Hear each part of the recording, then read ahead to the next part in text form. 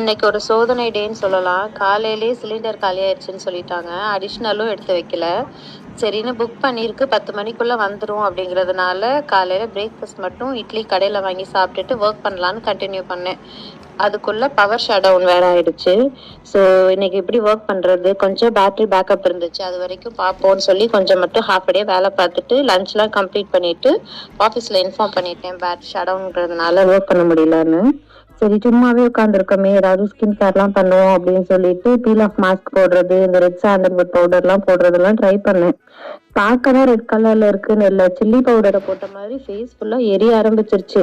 உடனே போய் வாஷ் பண்ணிட்டு சந்தனம் கொஞ்சம் போட்டேன், அது கொஞ்சம் ஜில்லுன்னு இருக்குமேனு. ஸோ மீதி இருந்த ரெட் சாண்டல் பவுடரை காலில் போட்டுட்டேன். நல்ல வெயில் அடிச்சிச்சு மத்தியானத்துல இருந்து. ஸோ சாயந்தரம் ஆனா நல்ல மழை. அதனால டாடி வந்து சுண்டல் மசாலா வாங்கிட்டு வந்திருந்தாரு. அதை சாப்பிட்டுட்டு நைட் டின்னருக்கு தோசையும் ஈரல் கிரேவியும்